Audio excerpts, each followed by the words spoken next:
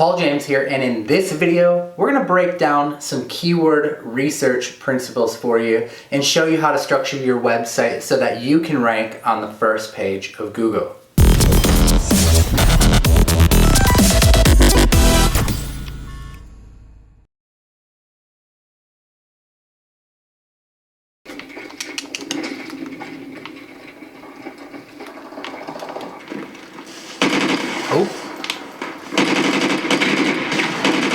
Oh, that was close. Oh. The moment you get team killed. Are you kidding me? We just passed like 70 likes within 15 minutes of posting the video? I guess it's time to turn this stuff off and get back to work. Alright guys, so let's dive deep into keyword research, and this isn't going to be one of those boring, long keyword research videos where, you know, you just want to like exit out right away. All right, this is something that I think you're going to get a lot of value out of. Otherwise, I wouldn't be shooting this video today, because believe me, I don't like talking about keyword research just as much as I don't like listening about it unless it's interesting. So I'm going to give you two free tools that I use to do keyword research. And the first one is a tool called Keyword Keg. Okay, Keyword Keg is a free Chrome extension. As you may know, Google AdWords actually took away the data for us to see the global monthly search volume, meaning how many times a keyword is searched in Google. Unless, of course, you're running AdWords campaigns, then they'll go ahead and give you that data. But for those of us who aren't running any AdWords campaigns and we want access to that data, Keyword Keg is the best way to do it, and I'm going to show you how to leverage that. So you can go to their website and download the free Chrome extension. Now, like I said, there are paid tools out there. My favorite paid tool is called Keyword Supremacy, but you don't need it. So when you're just starting off, I wouldn't recommend you get any keyword tool because you don't need it starting off. But if it's something where you want to save a lot of time, that will be the one that I would recommend. But for this video, I'm going to show you how to do it using a free method with Keyword Keg, which works really, really well, and I think that you're going to love this. So what Keyword Keg does is when you decide you want to go and search for something, like let's say I want to search for plumber in Milwaukee or something like that. I can type in plumber Milwaukee, and what Keyword Keg is going to do is up here right underneath the search bar, it's going to give me the search volume right here. So 590 searches a month. It's also going to give me the cost per click, $10.94.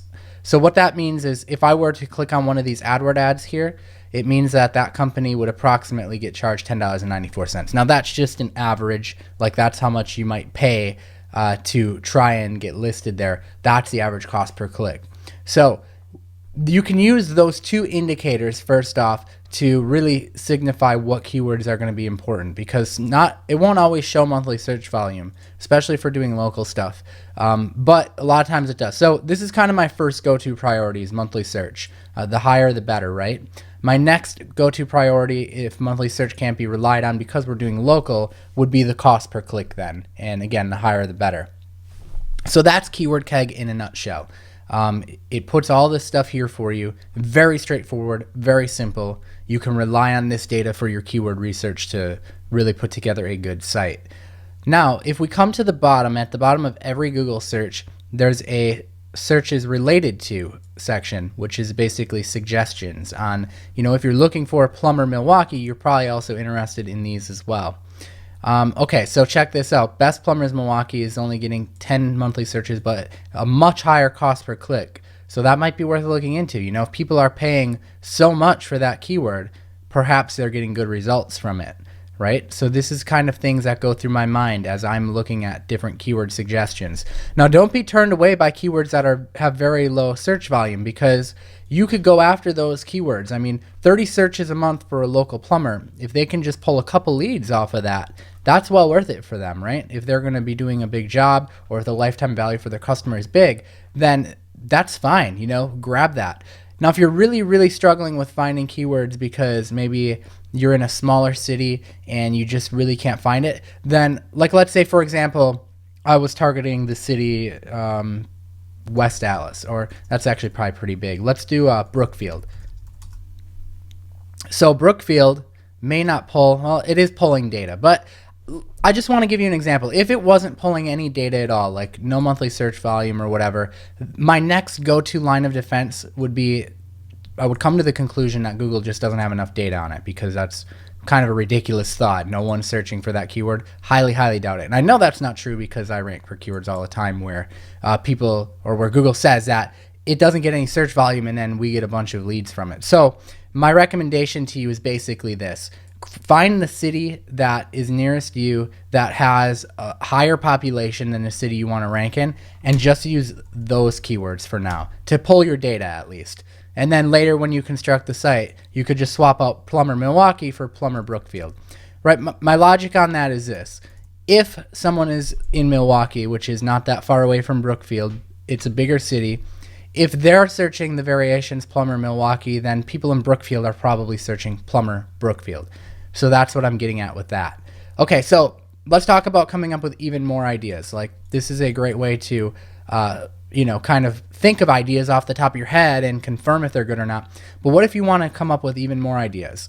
Then I turn to this tool called Ubersuggest. So it's ubersuggest.io. Now, the cool part is when you download that KeywordKeg plugin, which again, both of these are free, so you're not paying for anything here, you're getting access to Ubersuggest as well.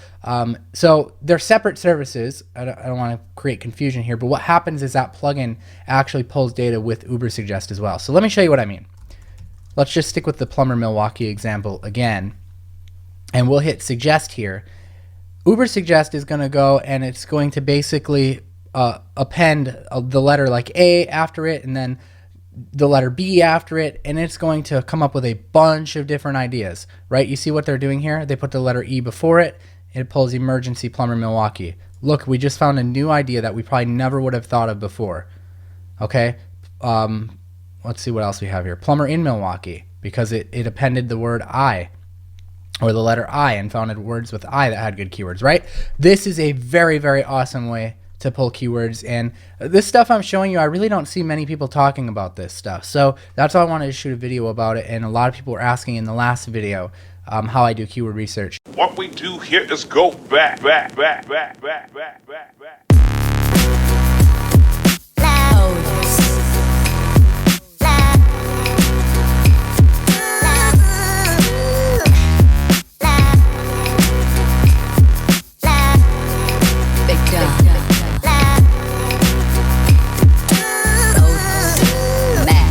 Believe it or not, this room was a little bit tricky to set up. I'm standing on top of a platform here. This is actually my movie theater room in my house.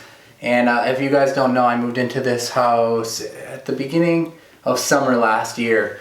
And the plan for this room is to make it into a movie theater room. But for now, I thought it might be kind of cool to get on this whiteboard here and break down the website structure. By the way, someone sent this to me in the mail. I have no idea who sent it or how it got here. So if one of you guys sent this to me, thank you so much. So now that you know the keywords that you're going after, because we just broke that part down, what I'm going to do now is I'm going to show you how to take those keywords and how to structure your website properly. I hinted at this in one of my previous videos, where you want to actually structure your website with the keywords properly so that everything is interlinked together. So I'm going to start off by drawing a bunch of boxes, and I want you to think of each box on this board as a page on your website. So this box here is going to be the home page. The home page is going to collectively be about all the different categories of your website. Now, when you're trying to rank local stuff in Google, you need to make a decision right away. Are you going to try and break it down into different categories, meaning for like a heating contractor, you want to rank for different heating keywords, different air conditioning keywords, different ventilation keywords? If so, you're going to structure the website slightly different. If you only want to rank for just one kind of category, like maybe you're just trying to rank for pest control or something like that and just going to do different pest control keywords, then you're going to structure it slightly different as well. So let me show you what I mean by that. So I've drawn a series of boxes, and again, each box is going to represent a separate page on your website. So what I want you to do is I want you to take your keywords and I want you to give them a level of importance. Again, you can use the monthly search volume, or if you can't rely on that number, you can rely on the cost per click to determine that. The higher the better. So for example, you're going to take the higher keywords and you're going to rank them higher in these boxes. So if I have a search volume of 500 for one, I'll put it in the top box. If I have a search volume for 219, I'll put that next. If I have a search volume for 50, I'll put that last. And each of these pages are going to interlink together with one another. So on the home page, we're going to have a link going to this 500 search volume page. On the 500 search volume page, we're going to have another link going to the 219 volume. On the 219 volume, we're going to have a link going to the 50 volume. Now here's where you need to make a decision. If you're doing one category, the last link is going to go up back to the home page. And what that's going to do is that's going to create an endless loop. So here's why this is important. When you get into link building and you get into driving backlinks to your website, it doesn't matter which page you drive the backlink to. If you drive the backlink to the 219 page, the link juice is still going to affect this page. It's going to affect the home page. It's going to affect the 500 page because you've interlinked them all together. And that's why this is so important. Now, if you're breaking off into other categories, like if you're doing HVAC, for example, then you're going to make boxes that are over here and are over here. And you're going to keep those in level of importance too. Now, it doesn't matter how wide or how deep you go. That's going to be dependent on the number of keywords you have. So it's going to be structured the same exact way, whereas you're going to rank the keywords with the most search volume up top or most cost per click up top and the lowest at the bottom. It works the exact same way, okay? The only difference is if you're doing it this way, you're going to categorize, okay? So this category might be about heating. This one might be about AC. This one might be about ventilation. That's literally the only difference if you're doing it this way. So you're still going to have links on the homepage going to the 3 separate categories, right? You might have at the bottom or somewhere it might say heating, air conditioning, ventilation, and then those are going to go into your silos. Okay, that's what this is called, is a silo structure.